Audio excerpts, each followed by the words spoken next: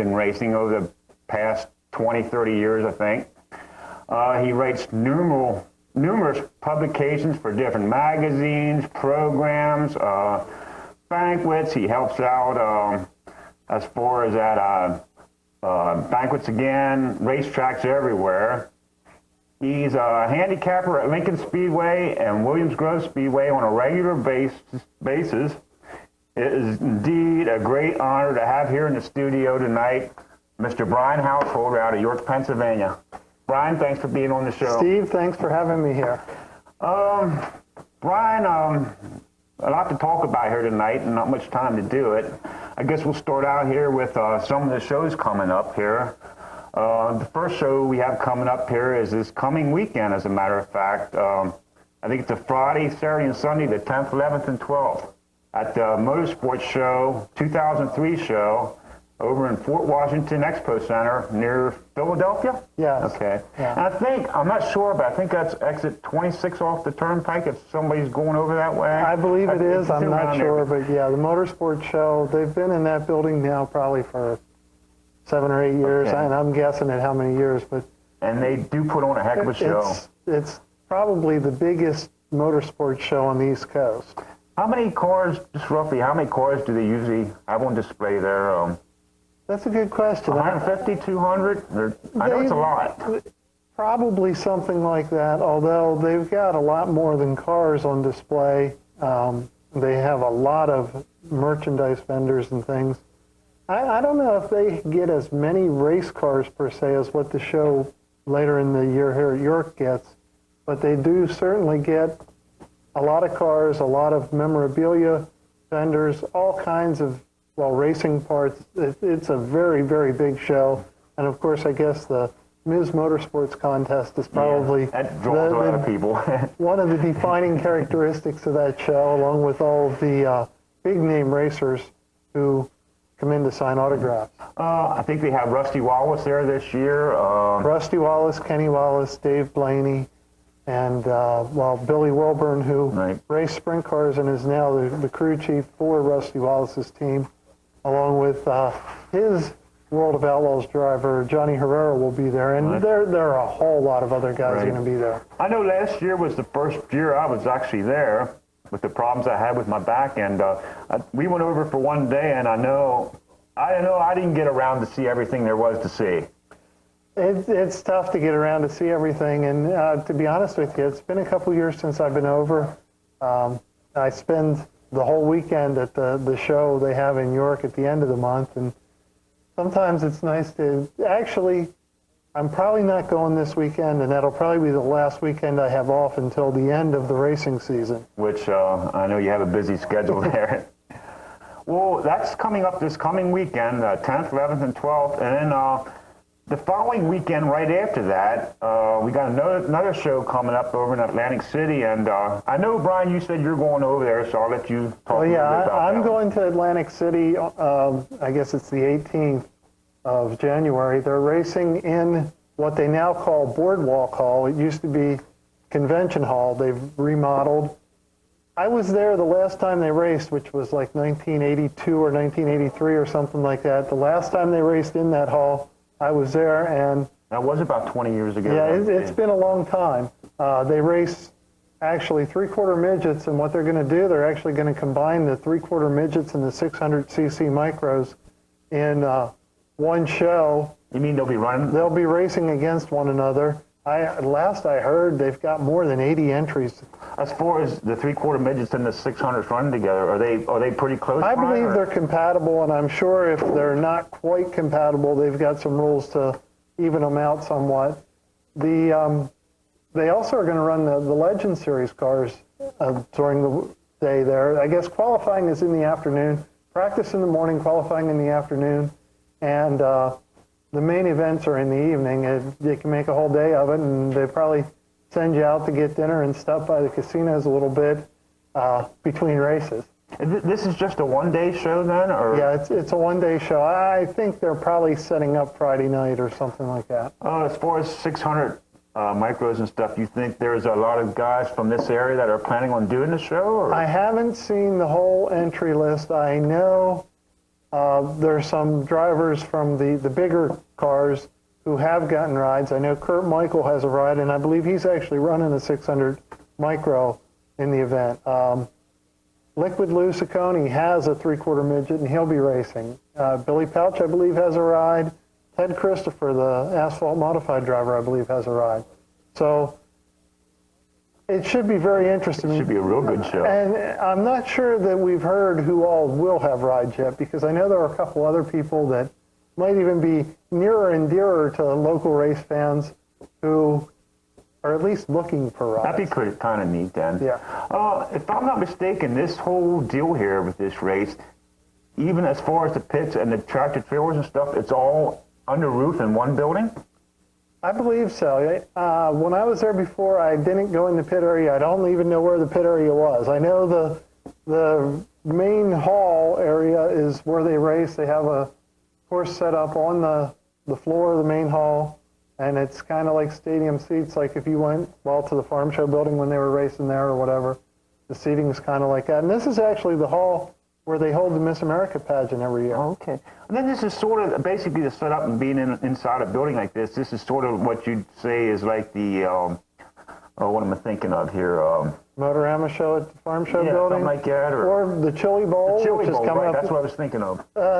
It's not as big a building as the one they held the Okay. Chili Bowl in. The Chili Bowl is this weekend, by the way, which is out in Tulsa, Oklahoma, and that's probably the biggest indoor full midget race that's ever been held, and it's certainly one of the big events of the winter. Do you know of any local guys that are planning on running that show, Brian? I don't know, but we know Danny Lazowski told us over the weekend that he's planning to run it. He might even have a legal race car, right? That's true, right. We'll have to ask Fred Raymer about that. Yeah. Well, Fred, ask him. Yeah, great. Also, the same weekend of Saturday, the January the 18th, there's the Glenn Gaughan Jr. Memorial Dance being held in Manchester, Pennsylvania. I know the Gaughans did this last year to benefit the firefighters down at Lincoln Speedway. And that starts at 8 o'clock, and I know that's a great dance to be at. We had a lot of fun there last year. Look forward to going there this year. And got to talk to Glenn Saturday evening, and there still are a few tickets available. There's not many. So if you are interested in going there and don't have your tickets yet, you can call the studio here, or else when we give you this email address later, you can email, and we'll certainly do our best to get you tickets. A real good time there. Moving on, Brian, the following weekend then, the weekend of January 24th, 25th, and 26th, we had the 20th annual Dirt Tracking 2003 show at the York Expo Center in York, Pennsylvania. Maybe you can tell us a little bit.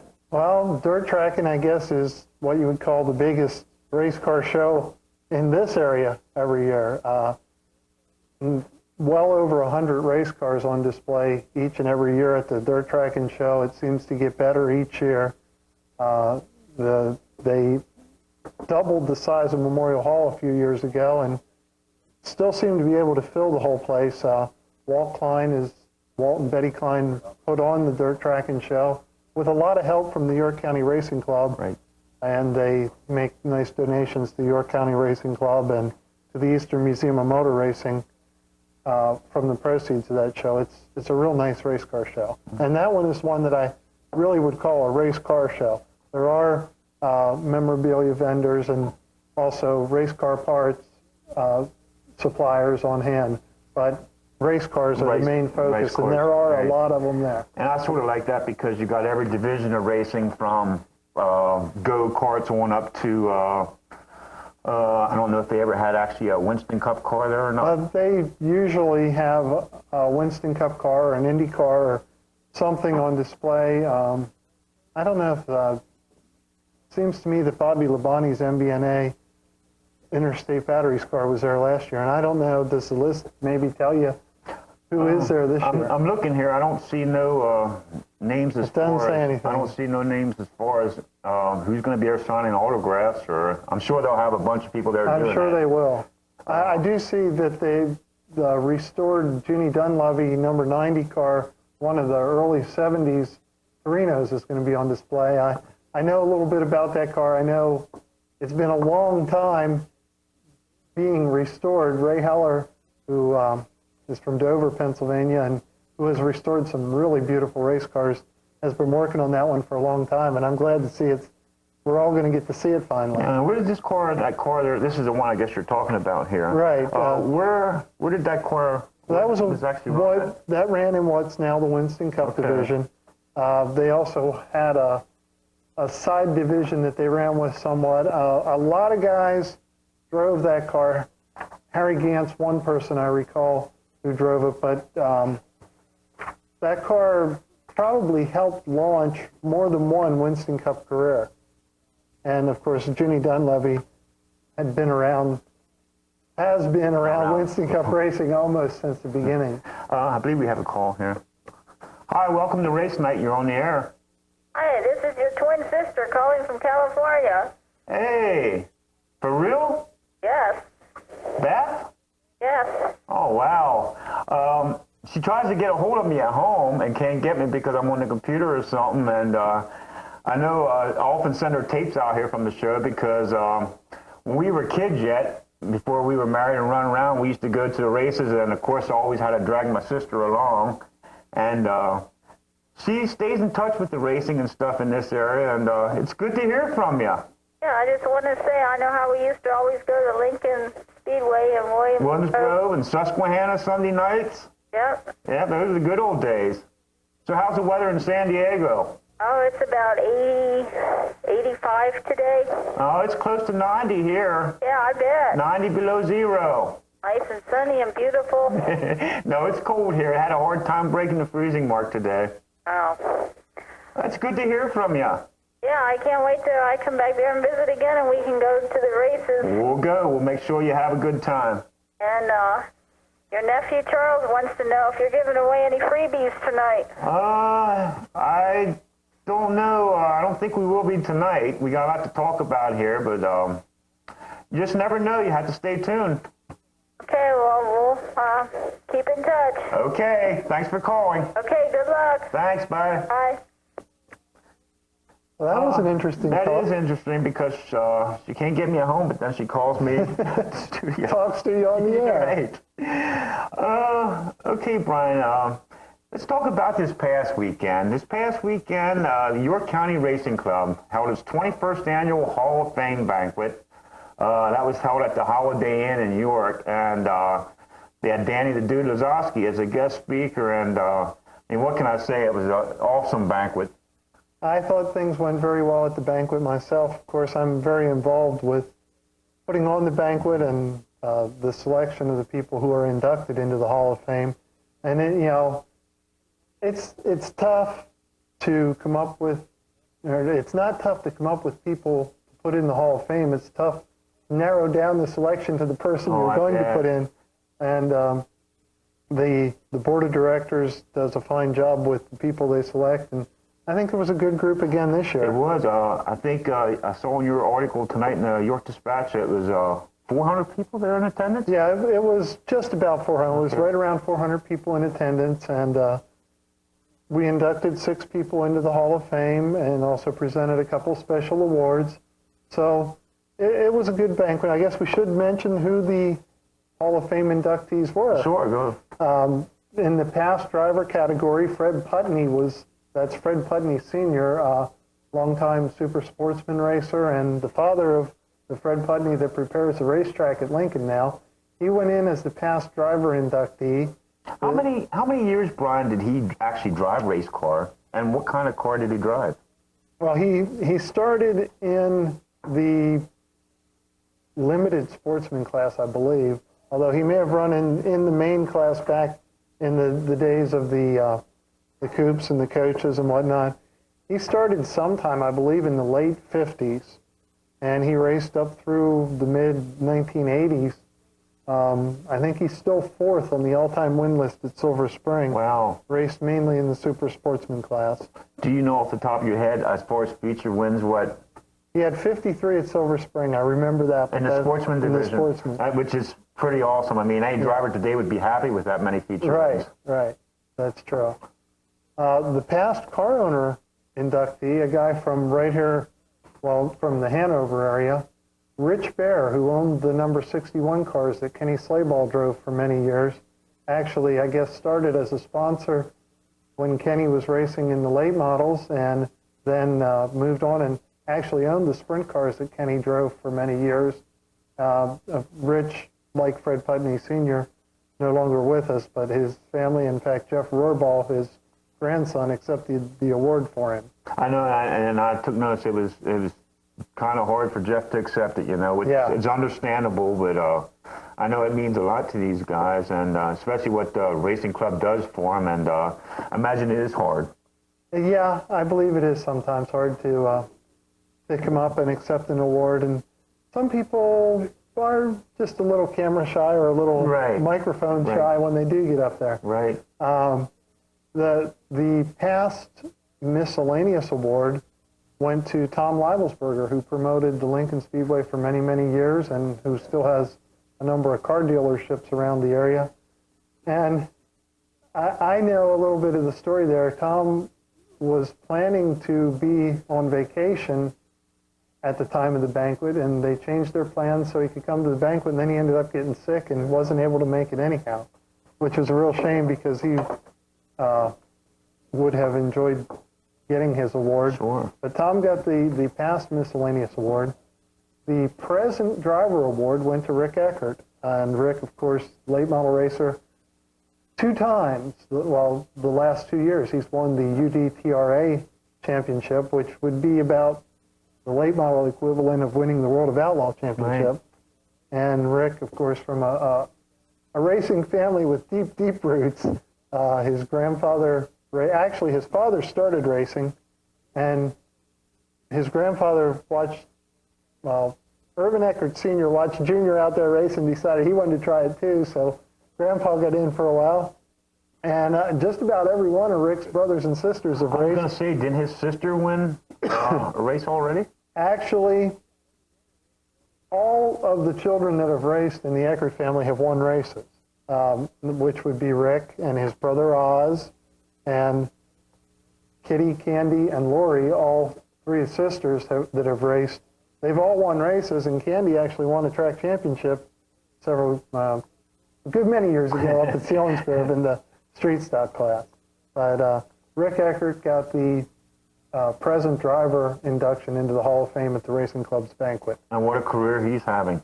Yes, exactly. I mean, he won a whole, he has like 4 late model championships at Lincoln and 3 at Bedford, something like that. Do you see any time in the near future, Brian, with the career he is having, and do you see him moving up and actually going into maybe Busch or Winston Cup if it'd be available? That's a good question, and I'm not sure what his feelings are now. I know Rick did drive some ARCA races. His car owner, Ray Vest, had purchased one of the old Kenny Bernstein cars, one of the old Quaker State 26 cars, and they did run, probably for a year or 2 there, they ran a handful of ARCA races each year. I remember one year at Daytona, Rick actually had a pretty good run, a top 10 run in the ARCA race at Daytona, and I remember talking to him afterwards. The car they bought was actually an intermediate speedway car. It wasn't a car with the body that was prepared for the super speedway like Daytona. And he said he was drafting with somebody for much of the race. He said, and we just drove by. We kept moving on up through the field. He said, finally it got to the point I knew I could pass him, and he pulled out to pass him. He said it was like running into a brick wall. He said that car didn't have the body for the super speedway. As long as he followed somebody, he was good, but when he pulled out by himself, he wasn't. Present owner mechanic award. Well, the present owner award went to Joe Haars, the owner of the 88H car that Fred Raymer drives now. Of course, Joe's been around a long time as well. Starting in the modifieds over close to his home. He's from Elmer, New Jersey, and When did he start, Brian? When did he actually start his... it had to be sometime in the 1970s that he started with modifieds. They came here with the sprint car in the early 1980s with Mimi DeSantis, and over the years he's had a number of other guys. Kramer Williamson was in the car for a while. Of course, Fred Raymer started in sprint cars with Joe Haars, drove for him for a year, and then went on to what appeared to be a better deal at the time. And Joe went on and got Kenny Adams to drive and had some very good years with Kenny. And then, of course, he stepped away for a few years when he had to get some things organized at the business. Came back with URC. Shawn Michael won a championship there. Brought Shawn here to our local area. And then Kenny came back for a little bit. Lance DeWeese drove the last couple years, and then Fred Raymer was back in the car this year.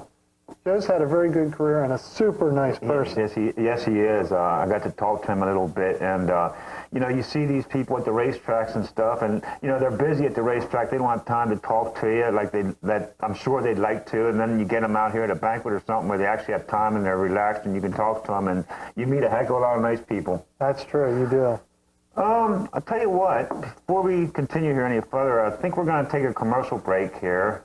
But when we come back, we'll finish talking about some of these awards that were given out, and we'll talk a little more about Danny Lazowski, some of the stories he told, and then we'll find out a little bit more about Brian, how he got started in this, and I'm sure you'll want to stay tuned to listen to this. So we'll be back in a couple minutes.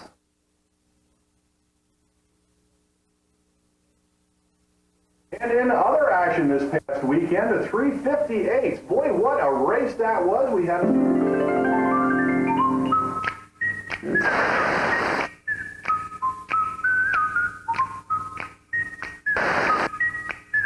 Oh, yeah.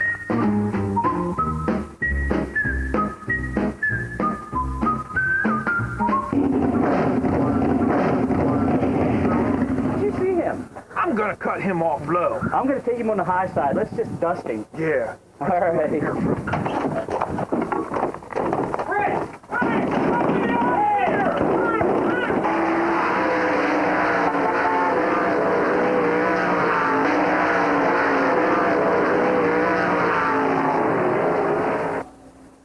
right now. John, wake up. We got a phone call. Racing. Welcome to Race Night. You're on the air.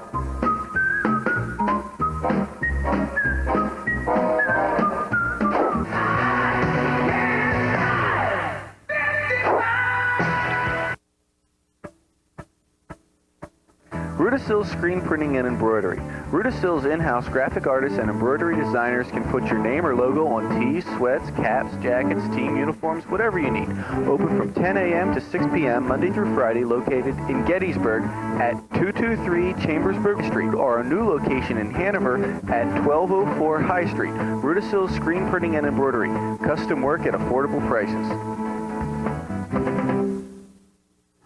Candy Auto Body, located at 83 East Hanover Street, Gettysburg.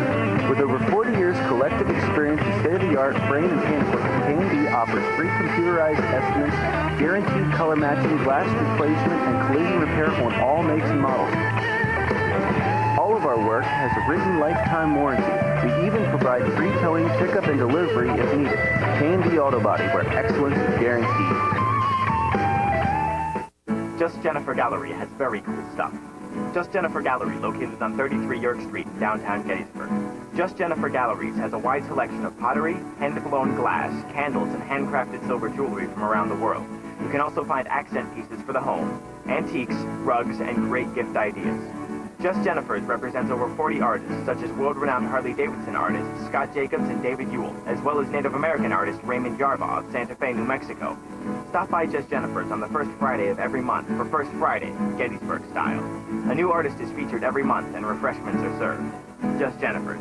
Very cool stuff, great prices.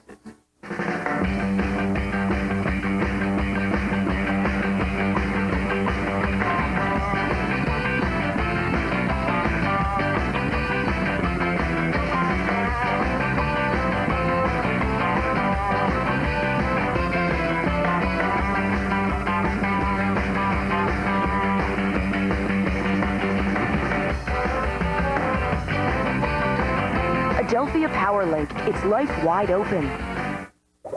Fluoride, chlorine, how do these fit into H2O? They don't. Roaring Spring bottled water contains only what nature intended, providing a safe and pure resource. Conveniently located on Route 116 off of Route 15, Roaring Spring offers a wide selection of bottle sizes, cooler styles, softening salts, and filters. Our certified representatives can find the product that's perfect for your home or office. Stop by or call today. The best that nature has to offer, from Roaring Spring to you. You know, when I was a young man, riding a Harley-Davidson motorcycle, oh, that's all I could think of. I mean, that open road, that rumbling engine, the wind in my face. You had a Harley? No, I never got it.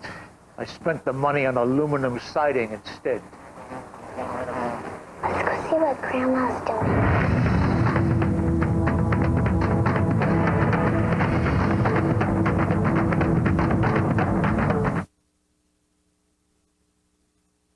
Hi, welcome back with our special guest this evening, Brian Householder, talking about the banquet Saturday night here, going through a couple of the awards. The President Miscellaneous Award, Brian. Well, the President Miscellaneous Award this year at the Racing Club's Hall of Fame banquet went to Hank Gensler. I guess a lot of local race fans know who Hank is. If you don't, Hank's Performance Products, which you'll see on a lot of the race cars, they're stickers. Hank is the founder, the guy in charge of Hank's Performance Products, but he's a lot more than just the guy who makes those products, because he's so involved with racing. He's sponsored the World of Outlaws, the All-Stars, and a lot of local stuff, the URC division, and the Pennsylvania Speed Week. He's done something with each of those series, and he's also sponsored a number of drivers, Lance DeWeese most recently. And he's the guy that puts together Manufacturers Night every week at Lincoln Speedway. So, which they give a lot of neat stuff away there. Well, usually it's $60,000 worth or more that the racers take home at Manufacturers Night.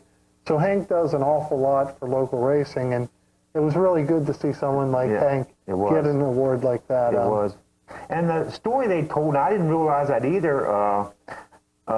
Maybe you can explain it better. The story when he built the engine for Bobby Allen on the parking lot. Well, Hank was a member of pit crews for many years before he really got busy with Hank's Performance Products. And he was along with Bobby Allen's team on the road on the way to Knoxville when they needed to build a motor. He and Dave Schultz, who was Bobby's mechanic at the time, built a motor in the parking lot out somewhere around Knoxville, and that's the motor that was in the car the night that Bobby Allen won the Knoxville Nationals. Well, that was a heck of a story, and I heard that and thought, man, how many times would that happen, right. you know? It doesn't happen too often, but well, now, maybe with Bobby Allen it does, because there's a lot of stories about Bobby. Most of them are probably true, and Bobby's a true racer who did everything he had to do. Whenever it needed done, they did it. Moving on, next award, the Kevin Gobrecht Special Achievement Award. Well, the Kevin Gobrecht Special Achievement Award is an award presented for something that happened during the just completed racing season. Sometimes it goes to a racer who has done very well that year, the guy who won the most races. Sometimes there's somebody else in the racing community who deserves it for something they've done. I know some promoters have gotten it, and some other folks have gotten it over the years for, I believe, John Casilla Brewery Products got it one year for his support of racing. This year, it went to a driver. It went to a driver who had a pretty good season, but it didn't really go for the season he had. Todd Schaefer got the Special Achievement Award, and it was kind of based on his stopping his race car and getting out and going to the aid of Kyle Gano the night up at Port Royal when Kyle crashed and was hanging upside down in the catch fence on fire. And that was the reason they gave Todd the award. And of course, I didn't realize that accident was as bad as what they talked about there Saturday night. It was very serious. They said something about the fare is actually what burnt the seat belts, that he actually could get out of the car? Right. The fare burnt the seat belts off, and he sort of dropped out of the car, and actually was pretty high up in the air. But even after he was out of the car, his driving suit was on fire, and Todd, being in a driving suit, was one of the ones who helped to put it out. And Todd has helped others like that at times in the past. Of course, Todd had a very serious accident with fire at East Bay several years ago, but it was good to see the award given for something like that. And it was good to see Todd there because Todd himself was injured then later in the year at Williams Grove, suffered a very badly broken knee, and his knee's pretty well healed, and he looked like he was walking fine. He was talking about Snowmobile on Saturday night. Yes, he almost didn't come. His wife had to convince him to come to the banquet. Of course, none of the award winners at the York County Racing Club's banquet are supposed to know that they're getting the award. Sometimes they have to be told in order to get them there, but I think everybody that was there Saturday night to get their award was surprised when they got it. Yeah, they all seemed pretty well shocked and stuff. The last award, the Ed Stauffer Memorial Mechanic Award. Well, that award went to Robbie Allen. Robbie is the son of the late model car owner Bobby Allen, and not the same Bobby Allen who drove sprint cars, but Robbie Allen is the chief mechanic on Rick Eckert's late model, and he's wrenched that car to the UDTRA late model championship the last 2 years, so a very deserving person for that award. He's been with Rick Eckert for a long time, from what I understand. Yeah, he's been with Rick for a number of years. He's a chief mechanic now, or? I guess that's what you call him, the crew chief for Rick Eckert's car, yeah. He does a real good job. I'll tell you what, our phone lines are open at 334-3000. Anything you want to talk about at all, give us a call here. Feel free to talk about anything. Plus, also, we want to put the email address up here on the screen. It's racenightactv@aol.com. If you want to announce a birthday, anniversary, a press release, any special announcement you want to for us to get on the air, feel free to email us here, and we'll do our best to get it on the air the following week.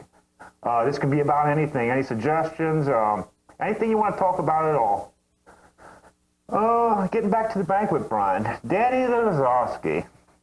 We got a chance to chat with him a little bit before the banquet there, and he told some pretty neat stories. You want to tell the one about when he was in that crash at Williams Grove?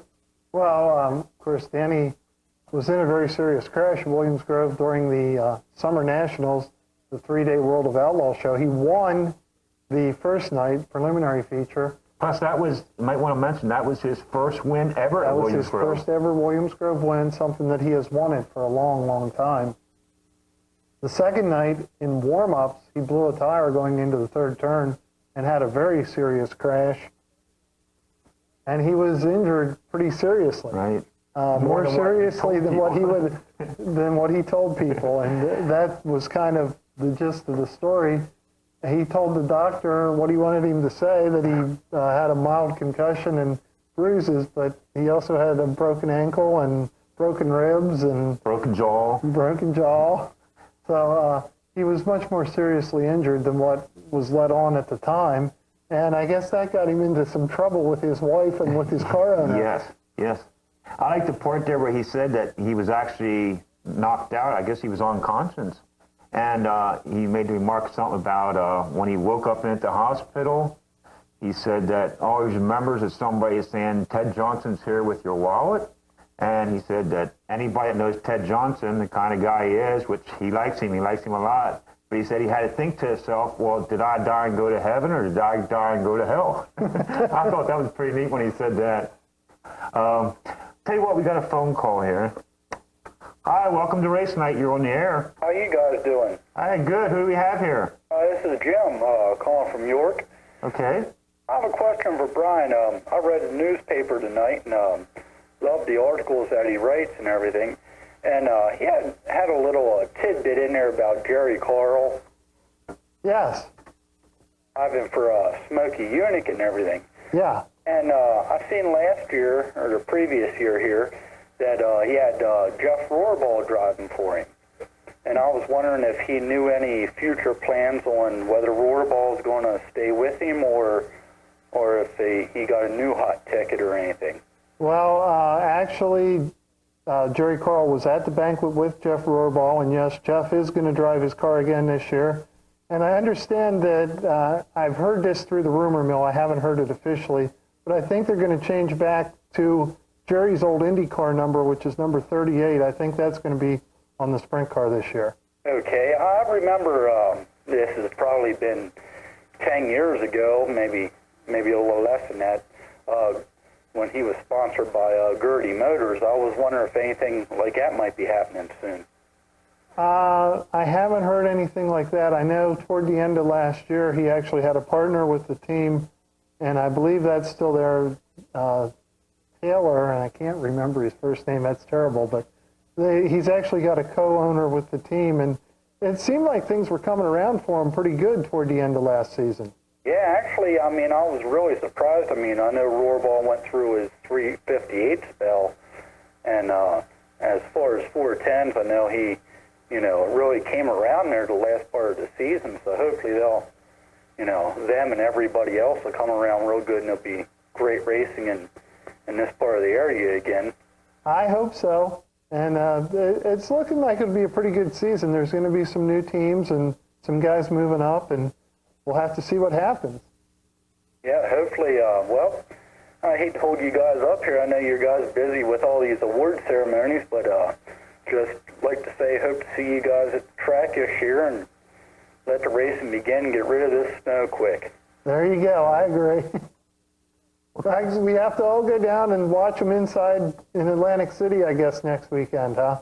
Or we can all watch them prevail in the old farm show arena there on the go-karts and so forth, which is I'm looking forward to. Yeah, that should be a good show. I understand, though, with the changes they've been making up there, that the micros won't be there this year. Oh, really?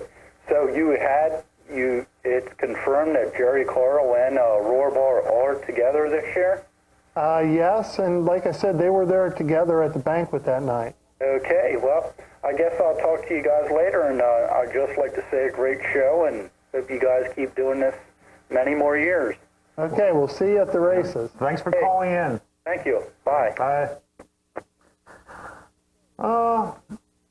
We were talking a little bit there about Danny Lazowski, but that was an interesting conversation there, and it brings up another point about the banquet, the number of racers who were there. Yeah, I was surprised. It was a lot there. There were a lot of racers there, and I was doing just some quick calculations when I wrote my column that I guess is in the paper this evening, the New York Dispatch this evening. I figured, not counting Danny Lazowski, counting the local racers who were there were something like 1,500 feature wins and 100 track or series championships represented in the room there. That's great. That's pretty impressive, really. Yeah. I think I saw more drivers at the banquet this year than what I've seen in a long time. It goes in spells, I believe, but there were a lot of racers there, and there were a lot of past Hall of Fame inductees there. There were 24 people who were in the Hall of Fame who were there at the banquet, which is quite a few. Mm-hmm. Speaking of the banquet, we also got to see somebody else we didn't see for a while. Gary Miller and his wife Linda. Everybody knows Gary. He's a full-time photographer at Silver Spring Speedway, and he has his novelty stand up there. Him and his wife Linda bought a house down in Florida back in late summer, Brian, early fall. Actually, I think it might have even been early summer. They bought a house there, and they went down in October and been there till just a week or so ago. Right. He came home a couple of days before Christmas here, and he attended the show there, and it was great seeing them, and I know they're planning on going back to warm Florida tomorrow morning pretty early. So, Gary and Linda, we wish you the best of luck here at race night. It was great seeing you, and give us a call or let us know when you come back again. We appreciate it. Are you going to warm Florida, Steve? I'm planning on going to warm Florida if everything goes okay. It's about a 95% chance right now that we're going to make it this year. How about you? Yes, I've been at Daytona now every year since 1981, and I intend to go right again. There at the parking lot. I camp in the parking lot at Daytona and rely on my friends to get me around to some of the other races, the sprint car races and whatnot. But Florida is my vacation for the year. It's the one time I go, and it's the only races that I go to where I seem not to have to work, because I work most everywhere else I get. Getting to that, Brian, let's get into your career here a little bit here. I know we don't got enough time to do everything, but I know you're involved in all kinds of things. And York County Racing Club, I was reading in the program there, and I wasn't aware of this. I know you're on the board of directors with them, and you were one of the original 26 chartered members when the racing club started. That's right. Actually, Ken Johnson, who was there at the banquet, one of the first he's been to in a number of years, he wrote something about it in a column he was writing for the York Daily Record at the time. He wrote something about there should be something to recognize racers from York County or from this area, and that he wanted to call a meeting together, invited people to come to a meeting to discuss this. And well, there were 26 people who showed up, and some pretty big name racers, actually.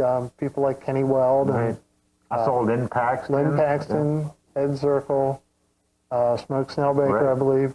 We're all there at this first meeting, and I was one of the people who was lucky enough to be invited. I was very young then, a teenager, as a matter of fact. But yeah, I was the first one, and I've been on the board of directors of the York County Racing Club ever since it's been formed. That's great. And you basically started out, Brian, as helping on a crew or pit crew, or how did you get started? Well, that depends how far back you want to go. How did I get started working in racing, or how did I get started going to races? My parents took me to the races before I can remember. When I was about 5 or 6 years old, my uncle took me to Ed Zirkle's barber shop, and then I knew a real race car driver, so then racing became even more important to me, since now I knew somebody that raced, and I always wanted to go to the races after that. We went as much as we could, and when I was 15, I had a friend at school, one of my best friends in school, lived near Susquehanna Speedway, and he was working in a concession stand there. And he got me a job in the concession stand there as well. That was the summer that I turned 16. The next summer, by the middle of the next summer, I was writing press releases there. But I was also helping on a race car on Al Richards' late model car for a little while then too. But it all started at Susquehanna in the concession stand in the infield. I know now you're the handicapper at Lincoln Speedway on a regular basis, Williams Grove on a regular basis, plus you also help out at other racetracks in the area when the help's needed. Yeah, it seems like there's some places I can't go to without getting asked to work, but I have a lot of fun doing it, and actually the handicapper paymaster is what my official title is, I guess, at Williams Grove and Lincoln, although I'm also the person who is in the tower with the headset. I'm the communications between the tower and the officials around the racetrack. As far as lining the cars up in the proper order? Under yellow flags or any other things that need to be passed along between the track and the tower, that's my responsibility. Publications you write for, Brian. I know we got a ton of these here. Well, not really that many anymore. I write for the York Dispatch. I write a weekly column for the York Dispatch. And also I do results for them during the racing season. I write a column each month in Trackside Magazine, and I write occasional articles for Flat Out Magazine. Plus you do the weekly programs. I do the weekly programs at Lincoln Speedway. I assemble them. I do a little bit of writing in them, but we've got other people like Jim Weaver and Bill Meyer and Wayne Harper who do a lot of the writing. I gather the photos and put everything together and send it up to the publishers. I guess my next question to you is, where are you getting all this time at to do all this? Besides, we might want to mention you have a regular full-time job. Well, too. I do have a regular full-time job, and racing is my hobby, and it's pretty time-consuming, but I guess I wouldn't know what to do with myself if I didn't have something like that to do. What I do, I tell people I sleep in my spare time, which is very seldom. Do you, did it ever, and I know it probably did it ever come across you one morning you woke up and just said, man, what am I doing this for? Enough's enough, I need a break here, or? Well, I think, and I say this about all people involved in racing, about the middle of August, the season seems like it's going on for so long. about the middle of August, you say, this isn't fun anymore, I want to stop. But then the big races come around in September and you're all Gives you that second, raring to go again. Yep, that's what it is. I guess we should also mention that I had a lot to do with the 50th anniversary book last season at Lincoln Speedway. And actually, Barry Skelly and I are working right now on a history book on Williams Grove Speedway, which should be out sometime early in the racing season. Now, Lincoln Speedway, if I saw this right in the schedule that they just came out with, are they going to do this every year now, like this year? Well, they are having a 51st anniversary race. So, yeah, I guess if it works out well again this year, they're going to continue doing that. Anything special lined up for that night, or it's too far? It's too far away, but I would suspect that with the success of last year's show, with getting a bunch of former racers there to sign autographs, I wouldn't be surprised at all if that happens. And we've got some ideas. Whether or not they pan out, we'll have to wait and see. That was kind of neat last year to see some of them old-time racers that you didn't see for years back there. And I know they gave a lot of stuff away, especially to the kids. I mean, it was a great one-day event, I guess you'd say. Yes. A really nice show. Where do we go from here, Brian? What's your plans for the future? Basically, what you're doing now, or? Well, what I'm doing now, I'm happy with. If some great opportunity would come along to do something else, I guess I would have to look at it and see if it would work out. But I like sprint car racing. I like all forms of local dirt track racing. Your favorite over asphalt? Yeah. Definitely, I don't think there's anything as exciting as sprint cars on a dirt track, but you know, I like going to NASCAR races. I've been to very few IndyCar races, although I do like those, and I think some of the races the IRL had this past year would probably be a nice race to see, and maybe that's something I'll get to in the future. I still guess I consider going to NASCAR races or those type of races more as a vacation, as something.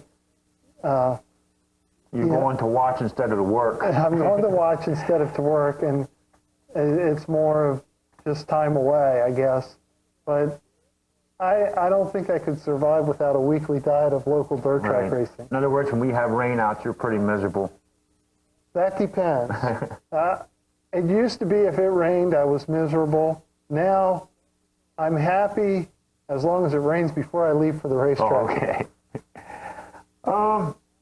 Something else I want to mention here. During the banquet Saturday night, when Danny got up to start talking there, he was really choked up there for a little bit here. And talking about the York County Racing Club, I mean, he was like in total awe about the turnout we had and the way the organization itself is run, basically. Well, yeah, that's true. They had Danny up at the club hall on Saturday afternoon, showed him around, showed him all the old pictures on the wall, and he was just kind of amazed that a group like this existed.